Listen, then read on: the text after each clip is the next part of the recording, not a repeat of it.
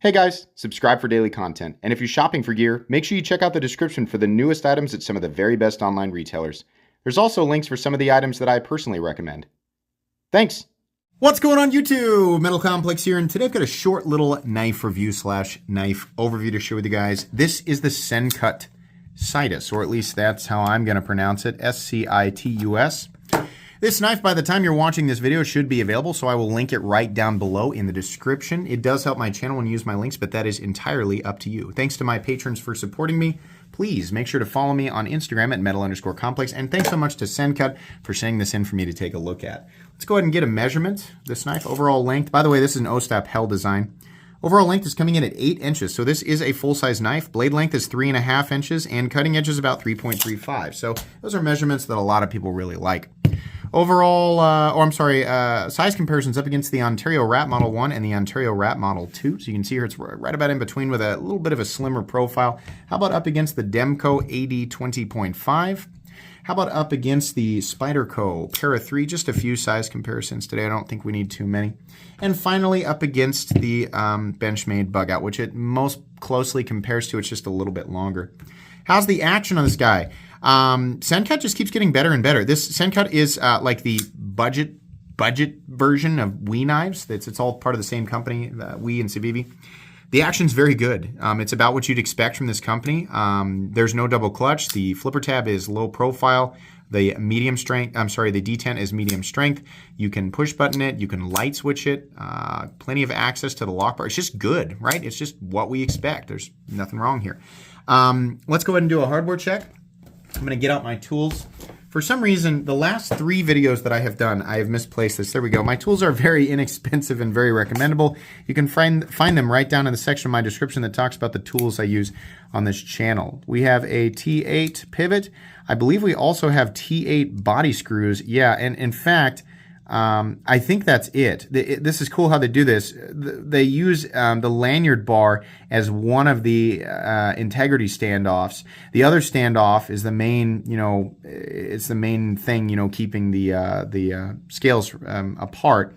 And then we just have the same screws that are, one of the same screws is holding in the pocket clip on either side going into the standoff. And that means you have insanely minimal hardware. This is very simple, very easy to take apart without sacrificing any meaningful integrity, right? Being able to squeeze these together. There's very minimal flex. I mean, it's expected since we don't have another standoff here, but you really, I have to squeeze really hard to get it to flex at all. That's not something that really bothers me all that much.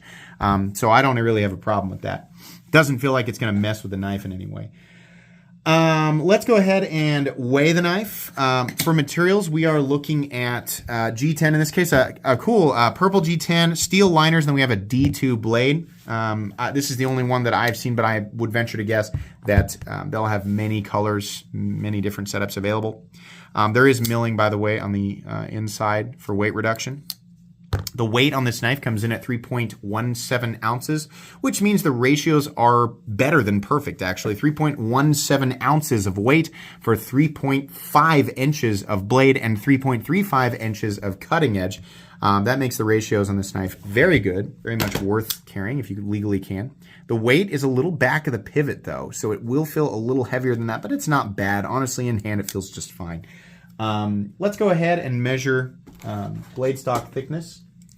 And there's I remember I put them up here so I wouldn't lose them and I couldn't find them. I'm going to guess this is like other Civivis, and the blade stock thickness will come in at about 115 thousandths. I said Civivis, Sencuts.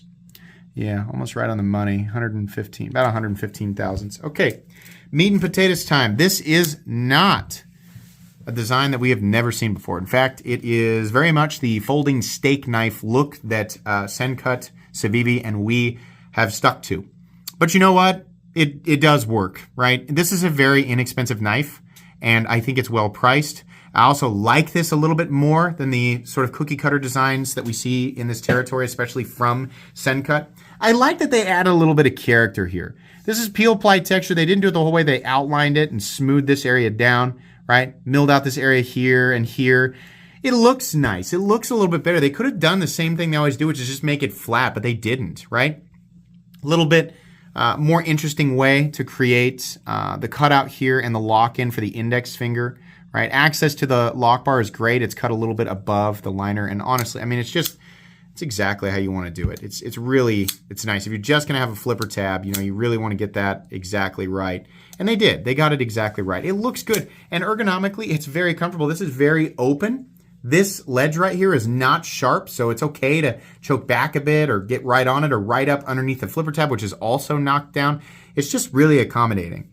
Once again, the only thing that you feel is the freaking pocket clip. This is the grabbiest, most unnecessary good clip. It's a good clip, but it's like, God, that bill is just crazy. It's so high. This doesn't need to be this high. Knock it down and get rid of this lip.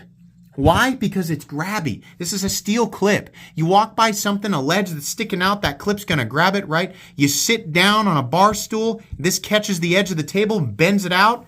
If it's titanium, no big deal, because titanium's forgiving. Steel, not so much. The more you bend it, the weaker it gets, where it's at the point where it's bending. That's the same with titanium, but titanium's a lot more forgiving. I don't like that. I wish they'd knock it down, and it makes me mad because these designs are so good, and the one thing holding it back is the clip, not just because it's grabby, but it's the first thing you notice when you grip it. Outside of the clip position and length, they would do better to shorten this down by about 30%, right? Bring it back here a little bit. And then you wouldn't feel it in the hand for the reasons of length and less prominence in the bill. But that's my only complaint. Outside of that, the pocket clip is honestly just fine. It's just been a long time complaint. They just won't change it because obviously they're doing just fine without taking my recommendation on the pocket clip change. The blade is a pretty cool, just elongated classic drop point blade with a little bit of flat right here. We got a nice swedge. We got jimping that extends out to a nice late jimping or extended jimping, which is really cool. I like it when they do that because it feels good in combination with your, where your index finger is. Really makes the lock-in feel really good. It's a slender blade, but it does drop down to a reasonably thin edge. And as per usual, Sencut, Civivi, they all do an excellent job with factory edges. It's nice and sharp, glassy sharp, no nicks or rolls or anything like that. Very pointy tip, definitely. This is D2. Sencut, Civivi, and we kind of just like to copy paste a 5961, Rockwell hardness to D2, M390, 14C, 28N, 9CR, 18MOV. It doesn't matter. They're just like, yep, it's same Rockwell hardness for all of them. In the case of D2, it's okay at 60. It's pretty good at 61, and it's kind of poo-poo town at 59, but whatever. If you get a coated blade, it's going to be a point less. Why does it matter so much? It's so close, right? Every point higher on the Rockwell scale has an exponential increase on the steel. If you didn't know that, it's very, very true. 62 is exponentially harder than 61. 61 is exponentially harder than 59, right? As you go down, you definitely get more toughness, but you lose edge retention. Obviously, there's some preference in there, but in my opinion, D2 should be 60 to 62, and I really wish they'd hit it a point higher. On the scale there, but it's okay. 59 is just kind of meh. 60 is like, yeah. 61, okay. That's kind of how it is. So I'd stay away from the coated blades because you're really losing out on the benefit of the composition. But then again, this is a really inexpensive knife, so I don't want to complain too much. It's really when their knives start to get more pricey that it bothers me more, right? But the blade is good, right? It's definitely slicey. It's definitely going to poke. It's going to do what you expect a knife to do. Fit and finish, as per usual with Sencut, is magnificent. They do an excellent job with fit and finish. If you're brand new to the knife world and you're like, I'm not all about these crazy guys who spend hundreds or thousands of dollars on knives. I just want a good knife. I don't want to spend too much money. Sencut, Civivi, all right? These companies like these are putting out some of the nicest stuff for the money right now. So you should definitely check into it. We have nothing back here. You cannot touch the blade, which is nice. There is a slot milled for the pocket clip to go on the other side, and lefties, let me tell you, even though it's a righty liner lock, it's very, very easy to manipulate. No problem there. They have a lanyard bar, as I mentioned before, and it's very much clear of the cutting edge, so you don't have to worry about the thing slicing your lanyard off. Pocket clip, the clip itself is actually recessed into the G10, and they left space intentionally, though it's the same amount of space all the way around, outside of the clip, which is interesting. I think they should keep it tight so that the blade doesn't wiggle, but it's not wiggling, right? The screws themselves are recessed, which is fine. There is texturing under the clip, but honestly, in and out of the pocket, this thing is fine. And like I said, the clip is good. It just could be way better if they'd shorten it up and knock this bill off. But, okay. The stop pin is actually attached to the blade, which is great. I love that. You don't see it at all. We've got an additional point of contact because it's not just the blade tang touching a stop pin. It's two blade stops contacting either side of the frame, which means you get really, really smooth action, but really solid lockup. A little bit of mitigation away from the pivot if you're doing kind of a goofy, twisty cut, which I like to think is a little bit better for the pivot. Keeps things from it offers a little bit of protection from warping. But I don't know, This is a liner lock, so no need for an over travel stop, right? It's great. You can put pressure wherever you want and flip it. It's just gonna flip. Lockup, we're looking at 40, 50%. I think the actual contacts, maybe a little more. 55% or so. Good lockup percentage there. Nice solidity, no blade play up, down, left, or right, no lock stick, no double clutch, no pivot lash, very consistent in here. And a nice medium strength detent, nice and clicky. And we have perfect centering, no detent lash. Knife Center had this listed for $45.90. Really hard for me to argue with that. This is not a special design. It's not a new design. It's pretty run of the mill. But it's nice. I like that it's bigger.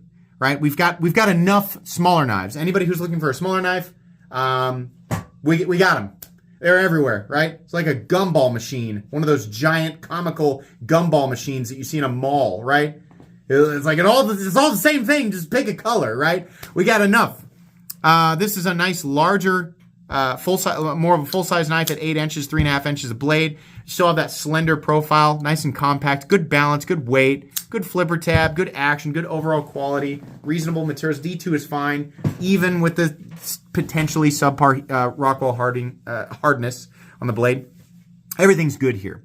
This is a good, generic EDC knife. It doesn't wow me. It doesn't blow my socks off, but it's good, Hey, $45, okay, good deal. If you're new, yeah, this is a good knife. You're looking for a good knife you want to buy for a friend who is or is not a knife guy or gal, a knife person, right? Or somebody, maybe you're a knife person and you regularly buy knives in the $100 territory and you're just looking for a good knife you can kind of, throw around. Yeah, this is also a good one. I mean, this is one of those knives that's really going to be good for pretty much anybody as long as it is legal to own, right? If you live outside of the USA, maybe you live in a country where you can't carry a locking knife, this isn't going to be for you. Maybe you live in one of those weird places in the USA where they have a blade length limit for some reason. Obviously not going to be for you, right? But for everybody else, yeah, this is good. They really got everything just about right here, right? If you like the folding steak knife look, then here it is. This is a good knife. I recommend it. It's going to go in my recommended knives playlist. It's also going to go in my cheap knives I like playlist because it is under $75 and therefore, in my opinion, a budget knife. That's going to be pretty much it. Like I said, I'll link this knife down below so you guys can check it out. Thanks again to Sencut for sending this in for review. Please make sure to follow me on Instagram at metal_complex. If you enjoyed this video, leave a like. If you'd like to check out my other content, I do, of course, have lots of videos of knives that are either expensive or inexpensive that I do or don't like, so check those out. And if you enjoy all my content, go ahead and click on that Metal Complex logo right there and subscribe because there's definitely more coming. Thanks again for watching, everybody, and have a great day.